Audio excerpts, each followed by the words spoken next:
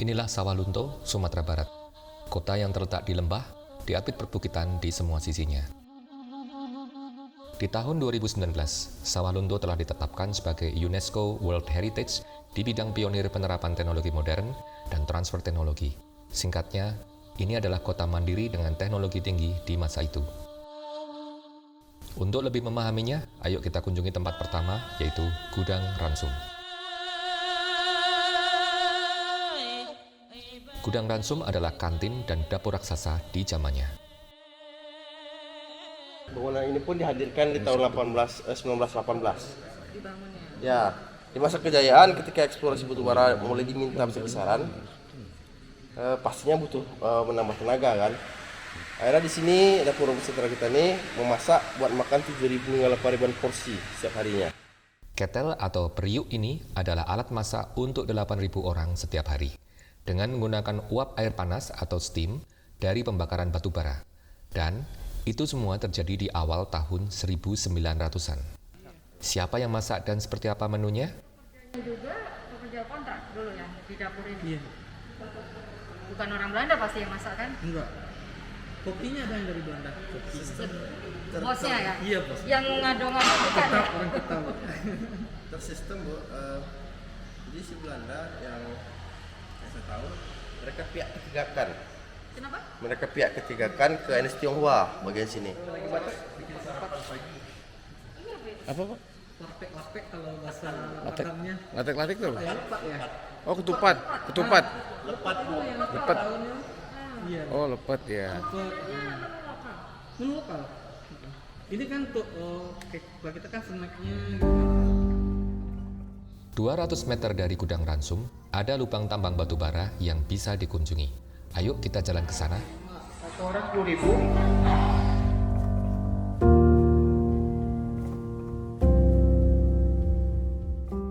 Itulah gambaran kerasnya hidup sebagai orang rantai atau pekerja rodi di masa-masa itu. Hanya sedikit yang dapat bertahan hidup hingga selesai masa hukumannya. Mau kemana emang Us? Mau jalan-jalan. Ini kita mau masuk ke lubang tambang batu bara Om Billy. Katanya becek, tapi juga untuk safety kita harus pakai rompi. Ini sebenarnya smart safety. Iya. Ini biar kalau kelihatan dari ujung orang udah kelihatan. Ada 3 jenis pekerja tambang di masa itu. Orang hukuman atau pekerja rodi, yang juga dikenal dengan orang rantai, kemudian pekerja kontrak 3 tahunan, dan pekerja asing dari Eropa.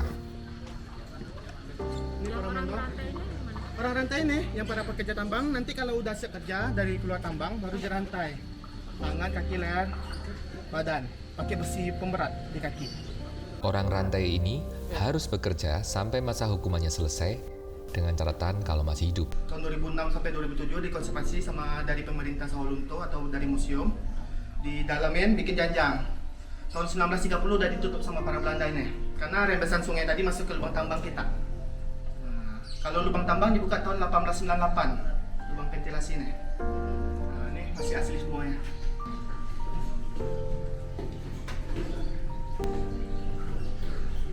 Ada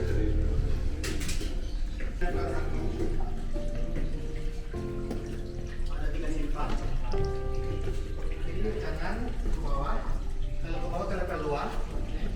Level 2, level 3, level 4, level 5, level 6 ada di bawah. Nah, Sampai 6. ya, ini pintu ventilasi lubang anginnya.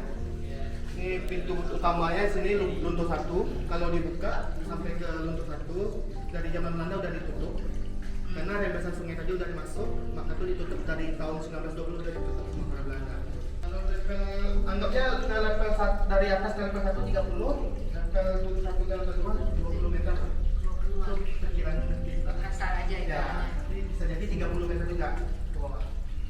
Jadi bisa 180 meter ke bawah.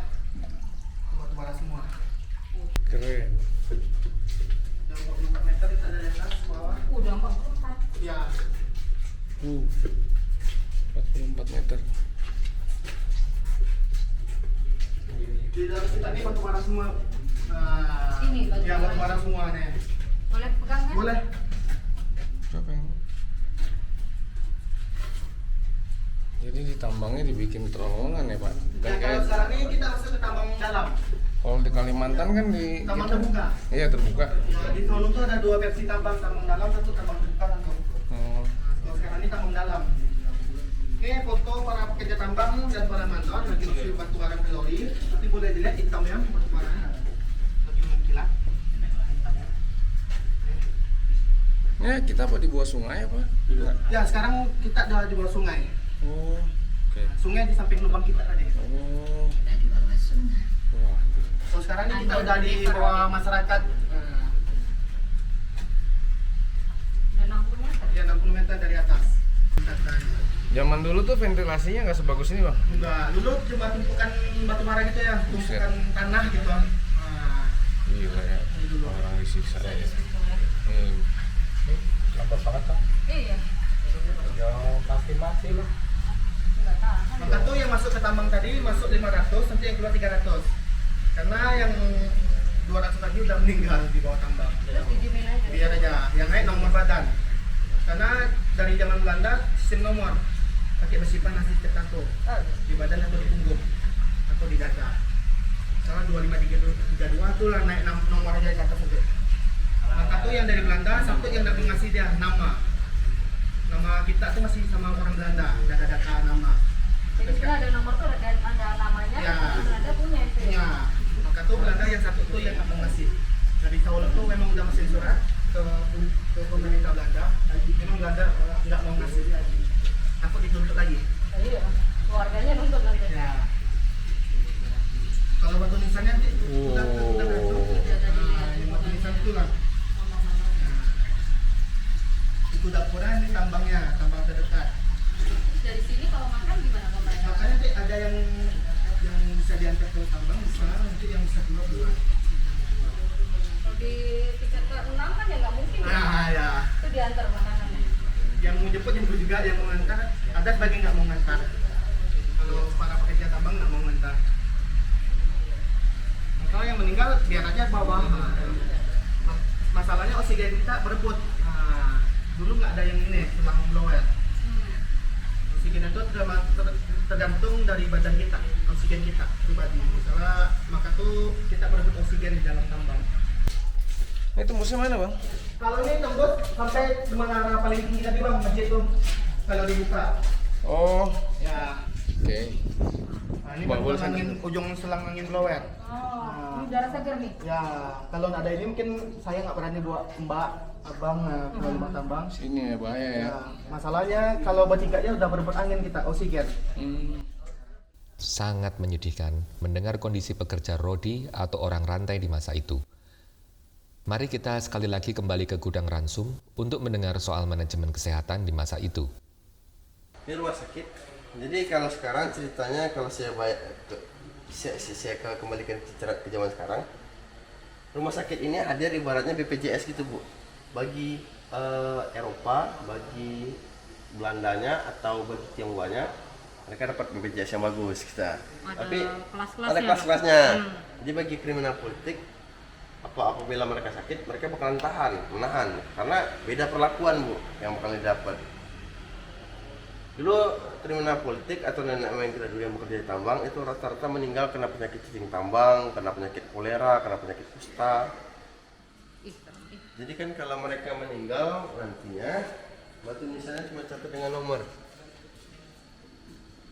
Ini namanya, ini itu nomor terjauh yang bisa kita temukan Bang. Ini nomor 17, nomor satunya nggak ketemu. Belum ketemu aja mungkin.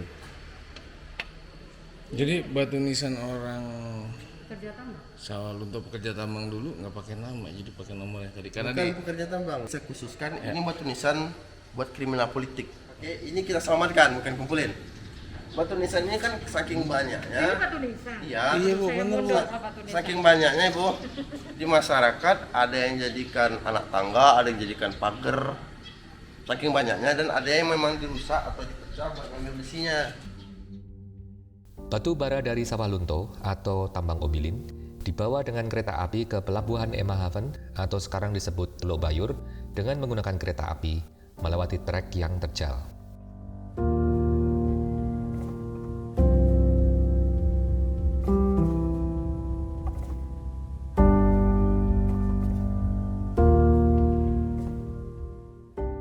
Kereta api Mak Hitam adalah salah satu ikon industri batubara di Ombilin, Sawah Lunto yang dipakai untuk menarik gerbong-gerbong isi batubara ke pelabuhan Teluk Bayur.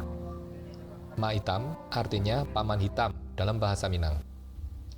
Kabar terakhir dari PT KAI mengisyaratkan bahwa kereta wisata Mak Hitam akan direaktivasikan pada awal 2023, melayani lintas Sawah Lunto ke Muara Kalaban. Wow, gila, ini seru banget. Ini kayak lagi di film zaman dulu ya. Iya, kayak lagi di film zaman dulu. Jadi ini batu baranya di sini masukin ke apa nih? Steam. Masukin ke pemanas. Tungkunya ya, tunggu pemanas. Jalan deh nih kereta. Sawah Lunto bukan hanya cerita sedih tentang orang rantai dan penjajahan Belanda, tapi banyak juga cerita tentang implementasi teknologi modern di zamannya dan dampaknya pada manusia di sekitarnya. Kalau sedang ada di Sumatera Barat, sempatkanlah berkunjung ke Sawah Lunto.